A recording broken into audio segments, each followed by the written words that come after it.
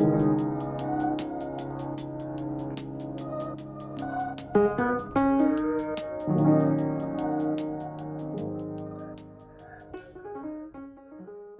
to Beyond the Summit, Trinity College's podcast that looks at accomplished alumni and asks them how they became who they are. Welcome to our third season, where we're spending time with alumni whose post-college careers have involved working or volunteering in the world of sports. I'm your host, Paul Sullivan, Trinity class of 1995. With me today is Kat Conlon, class of 2008. She was an Arabic language and literature major at the college. She also played field hockey and basketball. Kat is now the executive director of the Mamba Mambacita Sports Foundation, a nonprofit organization dedicated to creating a positive impact for underserved athletes and young women in sports. It was founded through the vision and loving memory of Kobe and Gianna, Gigi, Bryant. Kat assumed that role in 2021. Before that, she was the president of the Friends of the American University of Afghanistan. Welcome to Beyond the Summit, Kat. Thanks for joining me. Yeah, thank you so much for having me. We're talking about sports, so let's start there. When did you start playing sports as a kid? Oh gosh, so I am one of four kids in my family. I was the third of four, and from as early as I can remember, just getting out in the driveway and shooting hoops with my dad and my older sister. Let's see, in my family, it goes my older brother, Jimmy, my older sister, Bridget, me, and my younger brother, Maddie. And so my sister and I are very, very close. And she was a great mentor for me. And as early as I can remember, we were always just outside playing together. Yeah. Where'd you grow up? Yeah. I grew up in Cape Cod, Massachusetts, No way. born. Like So right at the Sagamore Bridge, which, has all of the traffic and not as nice of beaches as the rest of the Cape, but it was such a fun place to grow up. So growing up in Bourne, I have this memory that Mitt Romney, when he was governor, didn't he like change that whole rotary or something like that to make it less trafficky? Is that correct? Yes, exactly. And I live right down the street from that rotary. But yes, they ended up reorganizing the rotary, so the highway just connected straight to the Sagamore Bridge, and so you could just go right over. Okay, that's not a here. But that was the bottleneck. Yeah. We all anybody's been to the Cape knows it well. So what were some of the sports that you really got into when you were a kid? You said you played a lot with your dad and your siblings, but did you gravitate toward one early on? Yeah, I mean, it was just like a very traditional sports. Growing up, it was soccer very early on and basketball. Those were the two main sports, like when I was a little kid. And then when I got to high school, I picked up tennis. And so I went to Bourne High School, and then my sophomore year, I transferred to Phillips Academy Andover. And I think I was a little intimidated by the private school tennis. So I dropped it there and picked up lacrosse for like one season. But my main sports were always, number one, basketball, number one in my heart. And then again, when I got into high school, I picked up field hockey and tennis. Yeah. Well, you got an awful lot of sports going on there. And tell me, so once you get to high school, you got to specialize a bit more. You only have at a prep school you only got the 3 seasons, so that's when it was field hockey, basketball, and lacrosse. Yeah. Yeah. So by the time I got to Andover, it was. I think Andover does a really good job of encouraging kids to not specialize. Like they did everything in their power to kind of, at a time, I think, that was around 2003 was my junior year. And so at a time when so many kids were specializing, Andover did a good job of you could only, if you took one season off, you had to at least be doing something athletically. And so for me, I did field hockey and basketball. And then the spring, just because of the way the recruiting season was, you really had to play AA basketball in the spring. So I took one season off so I could do that outside of school. And then my senior year, I picked up, I had nothing. I had already committed to Trinity, and I had nothing to do in the spring. And so I picked up lacrosse for one season. And actually that was a fun thing to do. I had never tried it before. And at one point there was a conversation that I was going to try to play lacrosse at Trinity as well. Wow. But I think, when I was at Trinity, my field hockey coaches, the head coach, Ann Parmenter, and the assistant coach, Kate, they flip-flopped for lacrosse season. So Kate became the head coach for lacrosse and Ann was the assistant coach for lacrosse. And so they had said to me, oh, why don't you just come out and try out and run around? And so I was interested in it, but I think the fatal mistake was they gave me a week off between basketball and field hockey. And that's when I kind of got a breath of like Trinity life, playing a sport. And I was kind of like, lacrosse isn't even my sport. I'm going to sit this one out. But I had so much fun playing field hockey and basketball there. Yeah. And I know the process, for applying to college is a little different for athletes who are going to play. What was it like for you when you were looking around at the different schools where you could possibly play basketball, and what really stood out when you thought about, when you chose Trinity? Yeah. So I was really interested in playing, I was definitely looking at schools, number one, for basketball, but I was really interested in playing field hockey and basketball.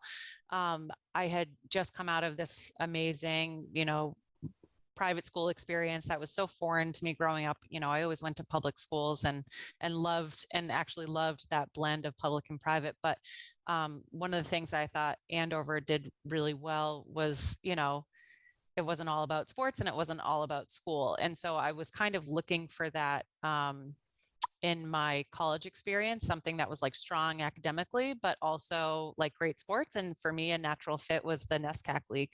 And so I started looking at the NESCAC schools and really, kind of made my rounds with them. But ultimately, I felt like Trinity was just a good fit for me because I could play field hockey and basketball, and it was only 3 hours away from home, and I had some friends from high school that were also going there, and so it was just a fun transition. Yeah. And going to Trinity, to any Division III school, it's going to be about competition, but also about enjoyment. The WNBA is unlikely to come and recruit you. What did you think when you think about like the coaches you had at Trinity, for basketball, for field hockey? What stands out about them, and what stands out about them in terms of, not just their coaching, whether you won or lost, but what they sort of imparted on you as a collegiate athlete, as a young woman? Yeah, well, so when I first got to Trinity, obviously my first introduction was with field hockey, and Ann Parmenter was my coach. She's still the coach there now. And she's just like an incredible woman and was a great, like kind of like the woman I would love to be like one day in terms of like her sense of adventure, her sense of perspective. She was a great coach, but she also, did a lot of cool stuff outside of coaching. She, climbed Everest a number of times and taught us how to rock climb on the weekends. We would like do team trips to go rock climb. So it was like, isn't that kind of dangerous for an athlete? Like, what if you slipped? You think about that? Like, yeah, we weren't on like the biggest, it was probably, in retrospect, it was probably like a 20-foot, rock that we were climbing, but it must have really made the basketball coach happy too, knowing that one of the recruits was out rock climbing in the fall. Exactly. Well, and then on the basketball experience, my coach, when I first got there, Mo Pine, she ended up transitioning out at the end of my freshman year, and then Wendy ended up taking over sophomore year on, and again, like super cool. Wendy and my field hockey coach Ann ended up becoming like very good friends, and so I would often see Wendy on the sidelines at my field hockey games, and then she was also super cool because she had one of the, like, I think at the time, and I haven't kept up with it, but at the time when she took over at Trinity, she had like the all-time 3-point shooting record at UConn. And oh, wow. So it was like very cool to, and I was an aspiring 3-point shooter. Not always the most successful, but I love shooters in the game of basketball. And so she was one of the best, like ever.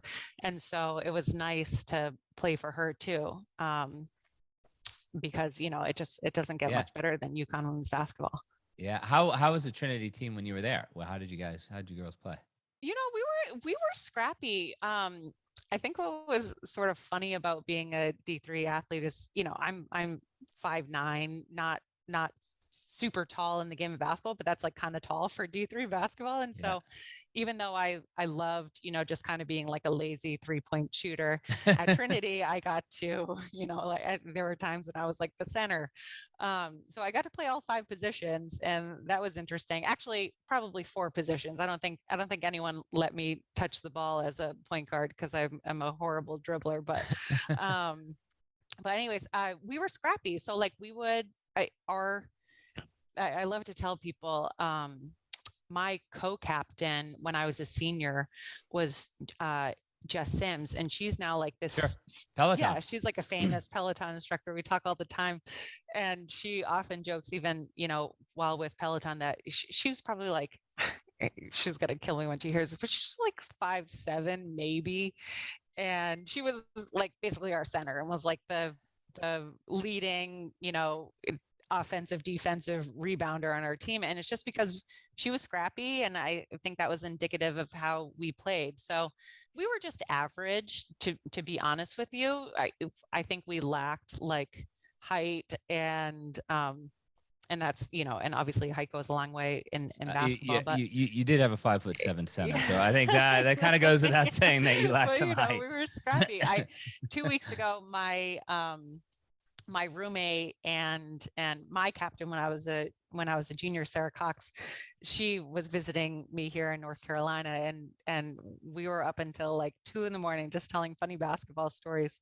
But I think that's what it's really about. Like we are, all these years later, and we were up late talking about like that time we beat Tufts because we weren't supposed to beat them, and like that's what it's really about. It was like all about your friendships and the competition. And at the end of the day, we were just an average team, but it was really like the memories. It's those memories, those friendships, those lessons. But let's shift a little bit and sort of, not on the field, off the court, to the classroom.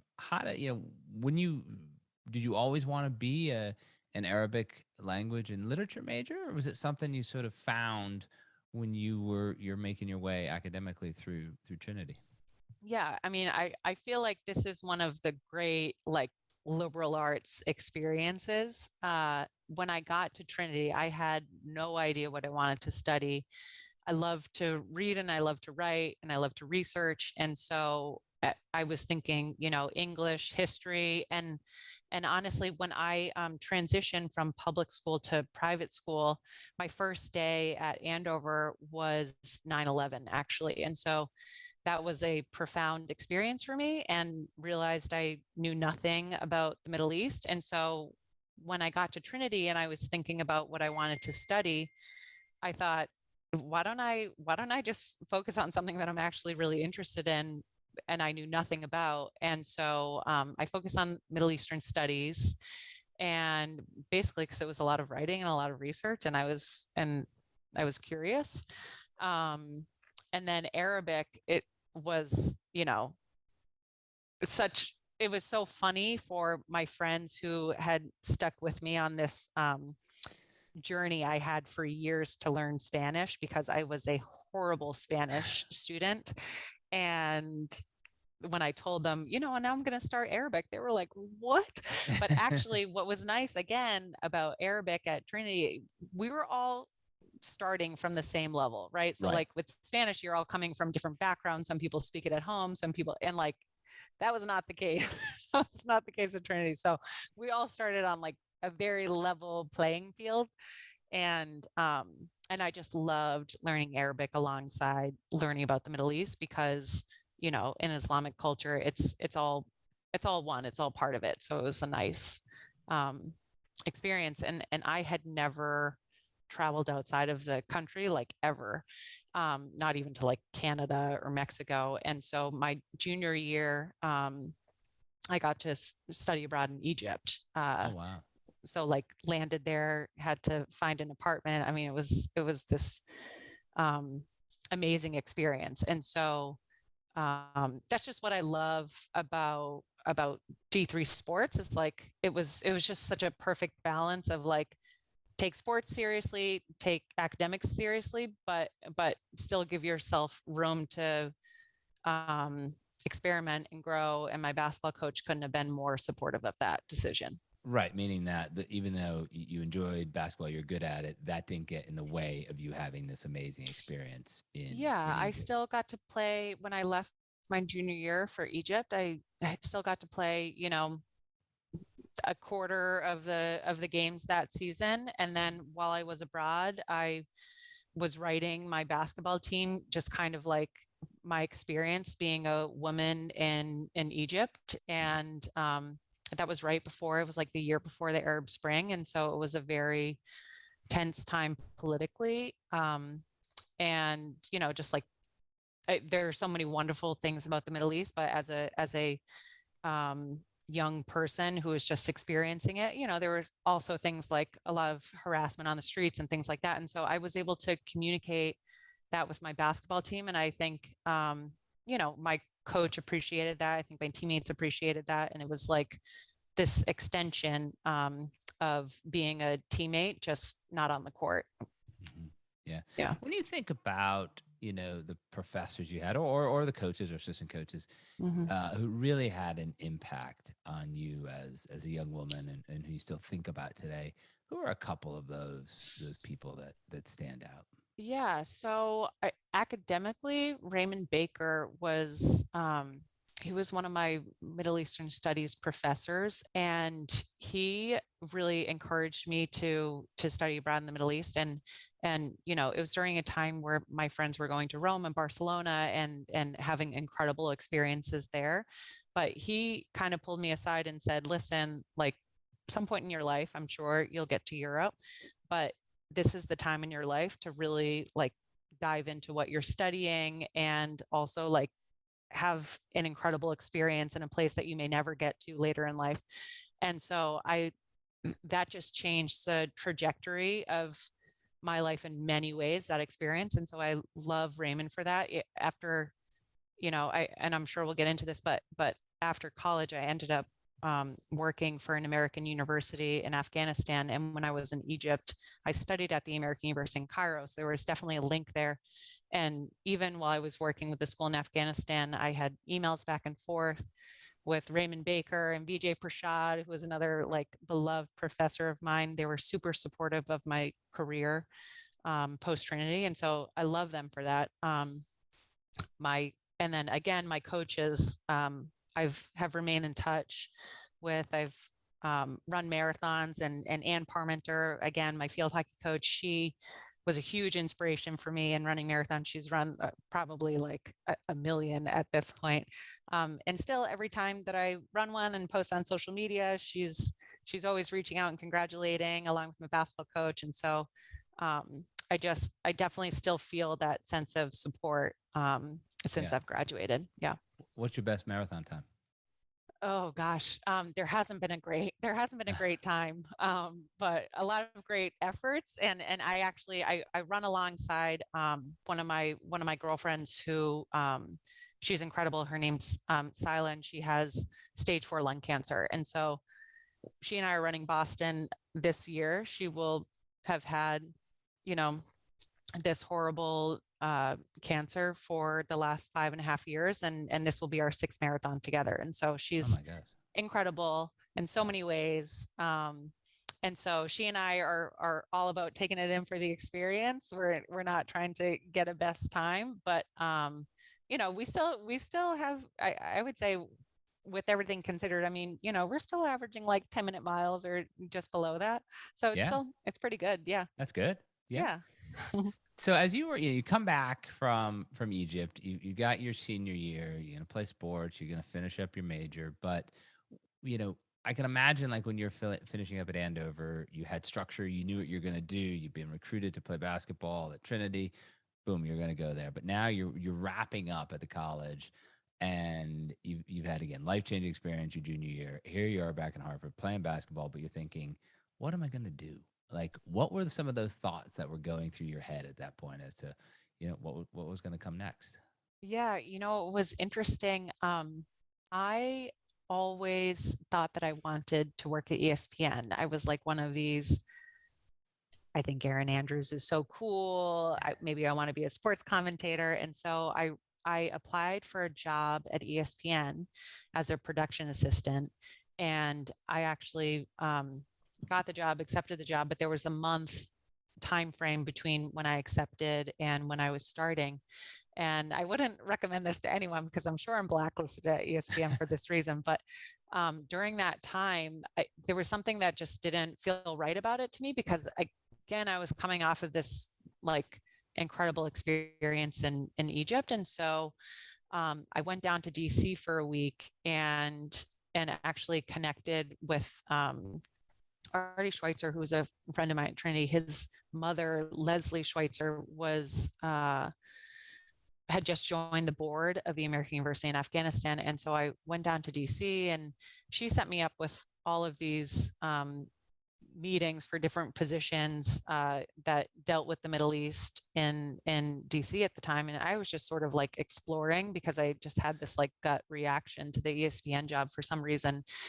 And she and I got to know each other. Her husband actually was also, at one point, he was a trustee at Trinity, and he was like a second father to me, Bill Schweitzer, amazing guy. But anyway, she said, listen, if you come work for me with this not-for-profit that supports an American university in Afghanistan, we'll put you on a plane to Afghanistan in 2 weeks. And I was like, done. And so she and I always joke that like the countries that I visited when I was younger, it was like number 1, Egypt, number 2, Afghanistan. Right. I think I was like just going to all these crazy places before I'd ever been to anywhere, probably just like a little bit more safe and secure. But anyway, I ended up turning down the ESPN job. Yeah, I turned down the ESPN job and I took the job with AUAF and was in Afghanistan 2 weeks later. I love this. I can imagine, saying like what, so like Bristol, Connecticut, or Kabul, like, and I like, what was ESPN's reaction when you said? I mean, it's not even related at all. It's not like you're going to like Fox Sports or something like that, and they could like just like apples and like honestly, pizza. I'm embarrassed even telling the story because it's just such a bad it's so bad to accept a job and then turn it down. But honestly, they were like next, there were so many people they have plenty of applicants. Yeah. Exactly. So when you took that job, I mean, how long were you in Kabul? When did you come back to DC? Because I know you rose to be president of that organization. So tell me about your trajectory there. Yeah. So I was always based in DC. Based in DC. The foundation, the 501c3 not-for-profit, was based in DC, and then the school was in Kabul. And so, I was just traveling back and forth, and that varied according to security, always like at least once a year. But there were some times that I went like 6 times a year, or and then another cadence would be like 1 to 2 times a year. And so I had that job for almost 13 years. So many great trips to Afghanistan, so many incredible memories, obviously a lot of hardships as well. But so that time just living in DC, I mean, like it was 2009, Obama had just become president. But what was cool about it, because I, didn't know anybody in DC apart from working for Leslie, what was really cool about it was like my into like the DC culture was actually basketball, because so many people had started to kind of like pick up their basketball game because they saw that as like a route to get in on the basketball games with Obama. That actually my now partner, I met him like 2 weeks into moving to DC at a dinner party. And he was personal aide to Obama at the time and had played basketball at Duke and whatever. And so my friend who was hosting the dinner party, she was a friend of a friend. She said, oh, Reggie, Kat's looking for a basketball run. She doesn't know anybody around here. And he said, oh, I'll set you up with one. And next thing I know, I'm like going through security, and I have to give my social security number before I like enter these like pickup games. And it turns out they were at the Department of the Interior, and Obama was not there, but there were a number of like senators, and Samantha Powers would play, and it was kind of like this This is DC wild. elite, right? Yeah, and that I got to be part of. And so that was super cool. And so I always say, like, throughout my life, basketball, and just like sports in general, have always had this thread of making the world a little bit smaller for me. That was super cool. And then in Afghanistan, we had the opportunity to work with girls who wanted to play basketball, and you would think like this is going to be a separate. They need to, if they want to play, it's got to be in a separate facility and whatever. And actually, what I found when we were there was like there were girls at the university who were just loved basketball, always wanted to play with the other male students, and they formed a co-ed team. And there was nobody for them to play in Kabul, but they would just like play after school hours on end. And so whenever I would go to Kabul, I would get to play with them and run a few like shooting sessions. But Yeah, that's so remarkable. that was fun. Yeah. Did you ever get to play with the president, with Obama? I never got to play No. with the president. No. I guess my game didn't reach that level of performance, but Maybe it wasn't your game. Maybe it was your trash talking. Maybe you weren't as good of a trash talker as those other people out there. Yeah, no, maybe that's right. But like secretaries of state, and I mean, it was, I'm not complaining. There were a lot of cool folks who got to join that run.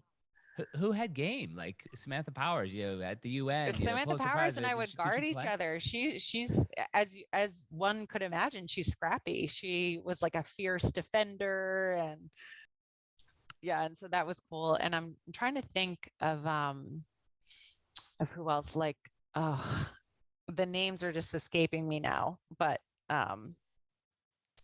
like McDonough used to play, and there were just tons of like Obama staffers who ended up who are, some are now like state senators and things like that. Anyway, it was a very cool pickup league. I love the story because it's like you had this passion as a young girl for basketball. You continue it as a young woman, and then look what it leads you into. It's just completely, wild, like what sports did to, that was, as you said, your entree into DC was pick up basketball games with senior White House staff. Yeah, it was incredible. I loved it. And then in my job now, that I think I had always kind of in the back of my head had this feeling like, oh, the ESPN job would have been cool too. And I of course love sports, and I always kind of wanted to get back into sports. There's right? no way the ESPN job would have been anywhere near as close. Yeah. Absolutely no way. You would have been like a lowly PA doing all kinds of grunt work, and instead you're playing with cabinet officials, and you meet your future partner. I mean, come on. I know. Just forget it. Just forget about ESPN altogether. Exactly. Yeah. You started talking about your current job. How did that, come about? I kind of understanding a little bit more now with sort of, your love of basketball, that connection. But, I know enough to know that all foundation work isn't created equal. So how did you shift from, something trying to support a university, a physical structure, a university, with something that's, trying to support a concept, trying to support, people and what they want to achieve? Yeah. And so, again, this was through a connection at Trinity. Ramala Ratnam, she's now the head of social impact for Endeavor, and she's super cool. I have followed her career, since Trinity. Before she took that job, she had worked in the MBA, and before that, she was the head of the Seed School. They're not for profit, and the Seed School is in Senegal in Africa, and she and that school is famous for producing like these incredibly talented basketball players who oftentimes end up in the NBA. And so I think she and I had always, I was like a fangirl of hers, but um, I ended up reaching out to her and just letting her know, we're both in this like not-for-profit space, and I would love to get back into sports somehow. The school in Afghanistan, that's like a part of my soul, and I love AUAF so much. It was like a third of my life, but it was also incredibly stressful at times. We had a horrific terrorist attack. Um, there were certainly trips to Afghanistan that were, always dangerous, and I had lost colleagues, and you just never know if that is going to be you, and life just takes these turns. My younger brother had passed away, now 3 years ago, and so I was just in a place where traveling back to Afghanistan, just didn't feel right for me and my family anymore. And so, and I had just gotten pregnant, and I just couldn't imagine leaving the baby. And so anyway, I circled back with Ramala and just let her know, that if she heard of anything, that I was interested in working, with a not-for-profit that, maybe was aligned, in the sports world, as a change of pace, I guess. Sure. And so Kobe was a client of WME, and one of the services that Ramla's department helps with their clients is setting up foundations and things like that. And so when Kobe and Gianna, so tragically passed away, um, the Bryant family reached out to Ramla's department and said, we're thinking of starting up a new foundation. And so Ramla just reached out to me, and that was an opportunity to throw my name in, with the candidates. And it was about a year-long process. As you can imagine, there was, I think, just probably a lot of internal shifts within the foundation, things like that. But that's how the job came about. Ended up going through a few rounds of interviews and ultimately got it. And for me, this has just been like a dream position.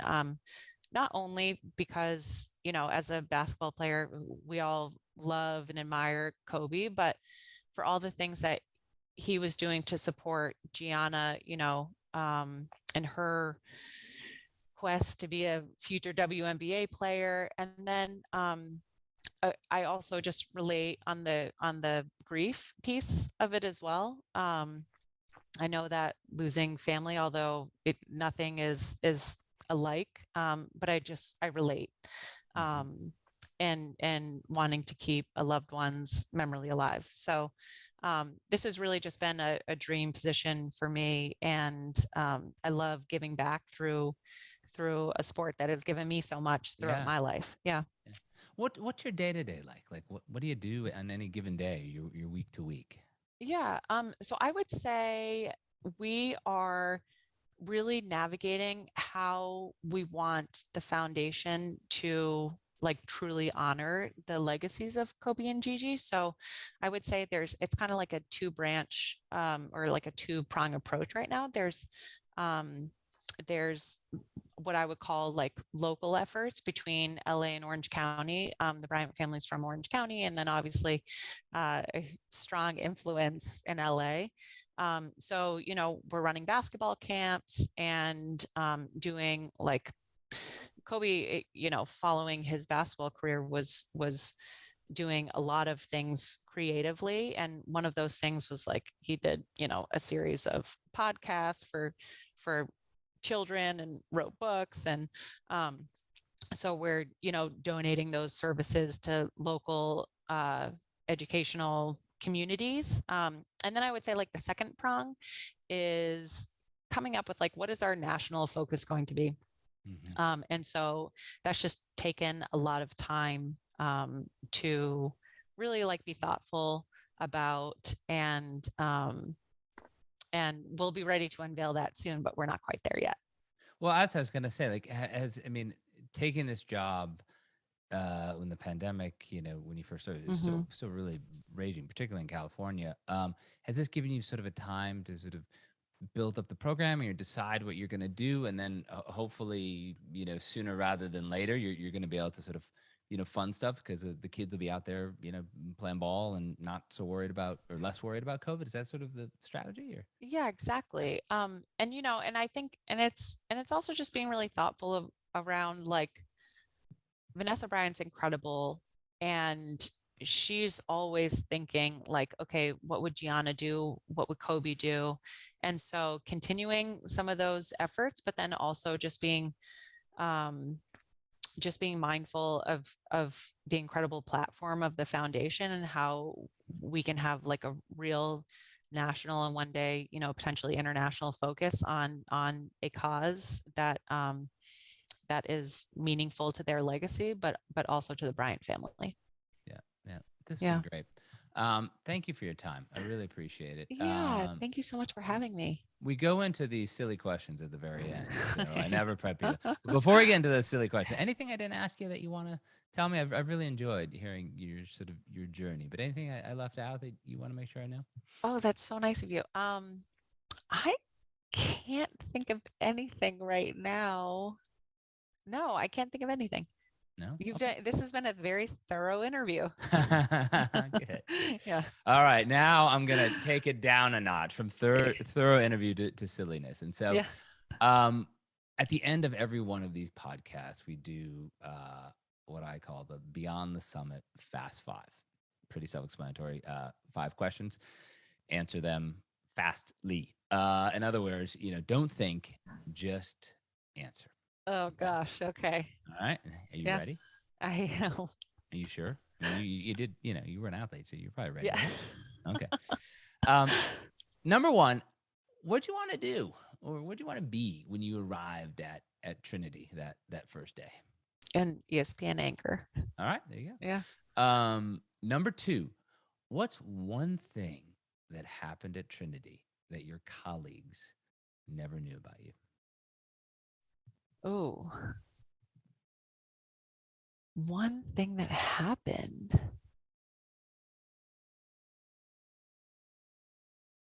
I really don't know. I think you've stumped me on this question. Are you that transparent? They know everything? And I mean, the only things I can think of, I just wouldn't say on this. All right, that's fair Yeah, enough. right? You know, cut the new mom some slack here. Yeah, Okay, yeah. all right, okay. Number 3, when you look back on the narrative of your life, was there a moment at Trinity that was instrumental in you becoming who you are today? I remember my field hockey coach saying to me, you know, early on when I first got there, that I always march to the beat of my own drum. And I don't, I'm hesitant to say that in an egotistical way.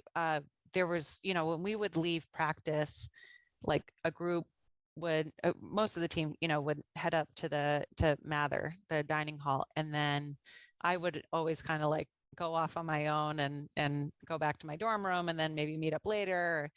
And I just appreciated that. I guess I had never really thought of myself as kind of like part of the team, but then comfortable on my own. And that was just something that throughout my life I have held with me, because there are a lot of I got a lot of advice, like I would say, especially when I went to business school. You know, after business school, you got to go into consulting, you got to go for one of these high paying jobs. And for me, I did not know what I wanted to do after business school, but I knew that I wanted to stay in the not-for-profit world, and that as a, you know, a kid from Cape Cod, which I know probably sounds a certain way, but I come from like a very blue collar family. My parents are both from Dorchester, and still work to this day. They're just, you know, it's kind of like dig down deep and work hard. For me, it was just really, the message was like, trust your gut. And that's what I've tried to do throughout my life. And I don't always get it right, but I think that it's afforded me like this pretty adventurous and unique kind of career that may not make sense to a lot of people, but I have loved it, and all the different experiences. Yeah. Number 4, what advice would you give to a current Trinity student who aspires to use his or her sports background after college? Oh gosh, I mean, and I wish I knew the stat off the top of my head, but like, especially for girls, it's something like, most of the girls or the women who are in executive positions in their careers played sports. And so for me, I would just say, like, take that confidence that you get from the game, whatever it is, and doesn't matter how good you are, if you're a role player, if you're just a manager on the team, there's so much connectivity from those experiences that you can take with you to your career afterward. And I would say just be confident. And again, like I just said before, like, trust your gut. Your career path may not always be lateral. Sometimes you got to take a step back or pay cut to get to where you want to go.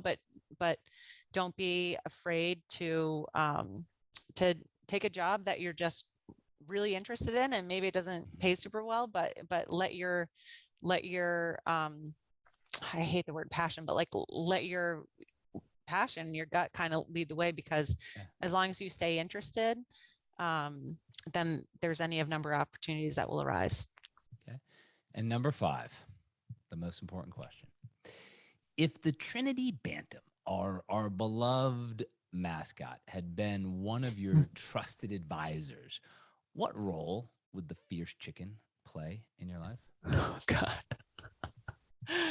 Oh God. It would have to be like running the social media communications. I'm so bad on social media. And I think that the Bantam would be a nice, image running through that could help me navigate this like silly but very important world of communications, because I am just very bad at it. I love it. I love the image of like of the bantam, of the chicken, like trying to use. Does he even have a just thumb? showing up They don't even have thumbs. He's like he's literally like scratching to type like an Instagram post or something like that. He's fumbling because I don't think they have opposable thumbs. Oh gosh, That is all. Kat Conlon, thanks for being a guest today on Beyond the Summit. I've thoroughly enjoyed. Thank you so much for having me, and thanks for everything that you're doing and highlighting the athletes at Trinity, because I think we all have a story to tell, and from my experience, people are just doing really cool stuff out in the world. So thank you for giving us this platform to talk about it. This episode of Beyond the Summit was brought to you by the Trinity College Office of Communications. Special thanks to Caroline DeVoe, Ellen Buckhorn, and Mary Mahoney for production assistance. This episode was produced by Helder Mira. A big thank you to Paul Sullivan, our alumnus host. The theme music, Winter in Liverpool by Mulaha, licensed by MusicBed. Thanks for listening, and tune in next time.